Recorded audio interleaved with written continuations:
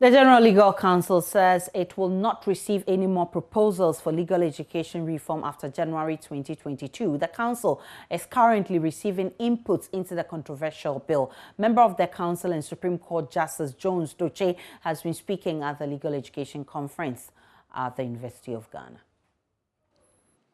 Over the years, the General Legal Council has collaborated with the National Accreditation Board, now Ghana Tertiary Education Commission, on a monitoring and evaluation exercise of the various accredited faculties, and we have published our findings.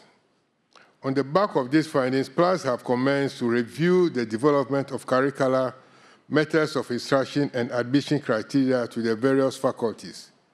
The institutions offering the LLB program will also undergo more rigorous processes before they are approved. The criteria for assessment of these institutions will include the types of programs, the qualifications of academic staff, student-teacher ratios, library holdings, physical facilities, amongst others. Once issues of quality assurance are out of the way, it is expected that properly equipped faculties will be accredited to provide professional training and education, a step that will reduce the burden on the Ghana School of Law and consequently increase access to professional legal education. Quality control measures are very important. The General Legal Council has also embarked on massive stakeholder consultations towards finding a lasting solution. It is in this regard that I wish to confirm what the AG has said, that in his letter to the General Legal Council, he asked the Council to undertake broad stakeholder consultations that will lead eventually to the presentation of a bill to Parliament. So I was also really surprised to have heard in the media last week that a bill has been presented to Parliament on legal education. That is not the case at all. In fact, the General Legal Council has given the Bar Association and other stakeholders up to the end of January to hold the necessary stakeholder consultations and report to the Council for a decision to be made. Let's broaden the conversation and speak with Kwekwansa Asare, who is former director of the Ghana School of Law. He joins us via phone. Hassan Asare is president of the National Association of Law Students, and Clara Berry Kasati, who is a law lecturer at GIMPA and also a private legal practitioner, joins us via Zoom. I'm grateful for your time, ladies and gentlemen. Let me start with you, Ms. Ansa Asare. First, I want to gauge your mood on this one. There have been calls for the Chief Justice and other Supreme Court justices to be removed from the General Legal Council as part of the reforms we're looking for. The President says he disagrees. What ideally should be the situation? Thank you very much. I think that in the first place, the President's suggestion that we need a legal professional that will fit for purpose is quite significant.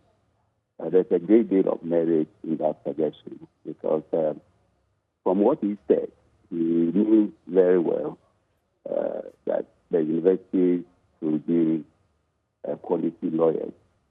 Nobody can blame him for that. But I disagree with him that the General Legal Council has presently composed should remain intact. Now, I find that suggestion and his view that the act was enacted when his own father was a lawyer some 60 years ago. So that is a contradiction in there. Now, first of all, the President must understand that the Legal Profession Act 1960 Act 33 was enacted under the 1960 Constitution. The 1960 Constitution had a philosophy which is not the same as the 1992 Constitution. The two are not the same. And therefore, in looking at the roadmap or devising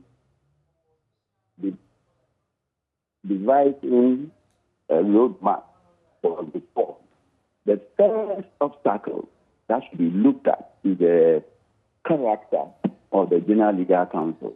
The General Legal Council, as it is composed at the moment, is limited to the interest of any progressive legal education. I say so because the council since 1960 has become a battlefield for the president and members of the legal profession, that's mainly the Ghana Bar Association.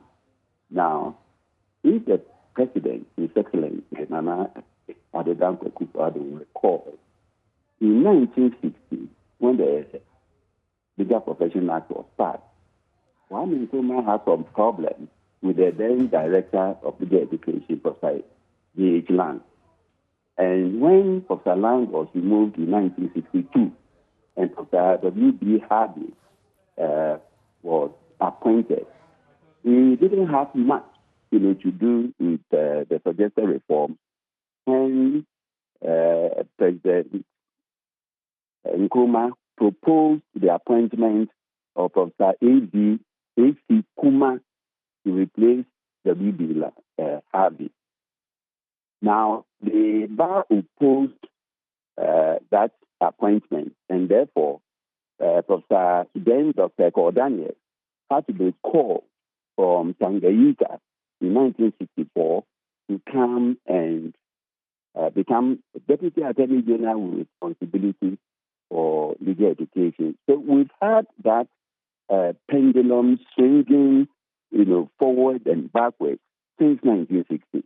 So if there should be any meaningful reform, the first entity that ought to be directly affected is the General Legal Council. We cannot have a situation where a Chief Justice, who is Chief Justice of the Republic, is also the chairman of the General Legal Council. The Attorney General, who also doubles as the Minister for Justice, with responsibility for oversight responsibility for General Legal Council, both plus 4 justices of the Supreme Court, constituting, among others, members of the General Legal Council. And whenever there's a problem, they discuss it at the board, place it before the General Legal Council, and then if there is litigation, it goes before the same body. So it would be prudent for the General Legal Council, the composition of the General Legal Council, to be reviewed so that the Chief Justice, the 4 justices of the Supreme Court, and the Attorney General are excluded.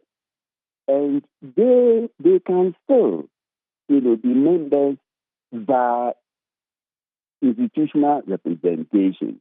So the Judicial Council can have a nominee, the Ministry of Justice can have a nominee, or the Attorney General can have a representative. Nobody, will find fault or, quibble at that.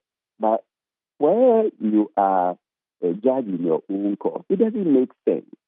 And we cannot, as it were, spend all our time and resources debating this, and, the Chief Justice, the Attorney General, the President kicking against it. Now, if the President calls for reform, he's urging, very radical reform or overhaul, and at the same time has taken an entrenched position that certain areas are no-go areas.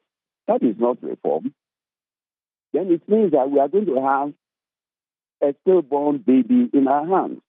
So that entrenched position to be discarded.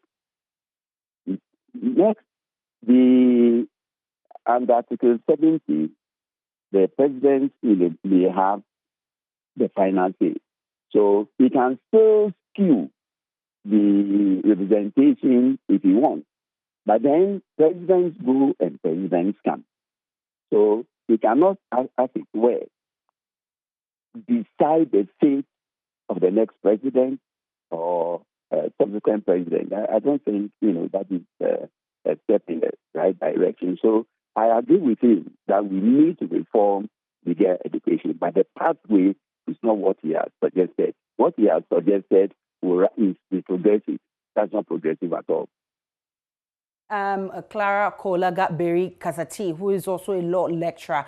It's been a long-standing notion that our problem has been that of space. Yesterday, the president admitted that our problem is way beyond brick and mortar. Let me ask you this. I mean, you've been following the back and forth of law students writing exams, not being admitted, meeting 50% threshold, and what have you. What exactly then is our problem if it's not brick and mortar? Thank you very much, Aisha, and good afternoon to your listeners and your viewers. Just to say that I no longer teach at GIMPA. I teach at the University of Ghana School of Law now. Now, when it comes to the issue of the legal education, let me first congratulate the people of Ghana. I am particularly proud of where we have started from and where we are now, and hope that we will find a solution. I say this because it started with dissatisfaction, rightly so, because the existing system was no longer working for the needs and aspirations of our people. Then there was the citizen attempt as well, the suits by Kweku Asari in court, which led to CSOs getting interested and organizing several fora for discussion, and a lot more stakeholders getting to engage. And it became a national debate, literally. And now the University of Ghana School of Law is organizing the international conference on the future of legal education with the aim to finding lasting solutions that benefit all of us at the end of the day. And I welcome the statement from the Justice Jones Doche on behalf of the CJ that suggests that there is intention or at least the General Legal Counsel is agreeable to licensing deserving faculties or schools to run the professional course. So this, at least we've come to some general agreement. I have advocated, and so have many people, that the best way is to let legal academic institutions do what academic institutions do, which is provide education, while we have the General Legal Counsel providing some regulation in terms of course, regulating the profession as well as regulating the bar exam. We cannot agree. I think we are all agreed that we need reforms. What we are not agreed on is the only way to achieve reform is where it is only the General Legal Counsel that is running a law school. And then it has to do that through the grant of examinations or interviews or both, to get people to just come for education, because that's what going to law school is to go for the professional education. And then when you take the bar exam, it is then that it is decided whether or not the education that you have undergone is sufficient enough for you to go into practice.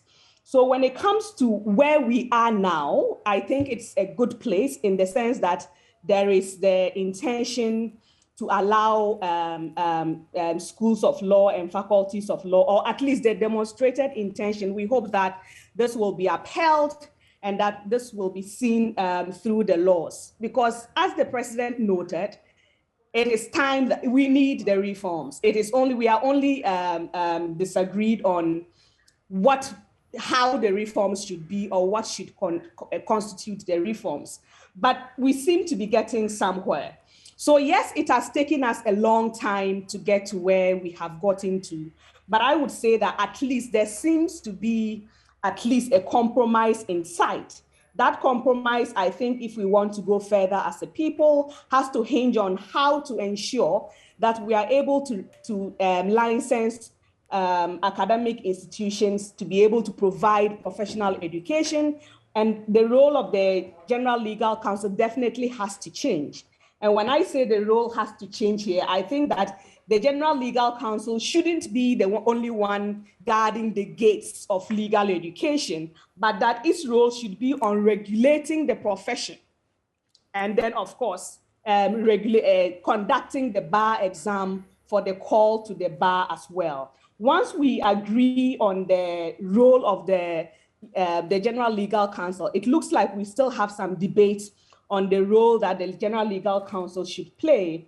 I think once we get there, we would be in a better position to see the composition of the General Legal Council in terms of the role that we imagine for it in this new, at least, hopefully, the new legal education system that we intend to embark on as a nation.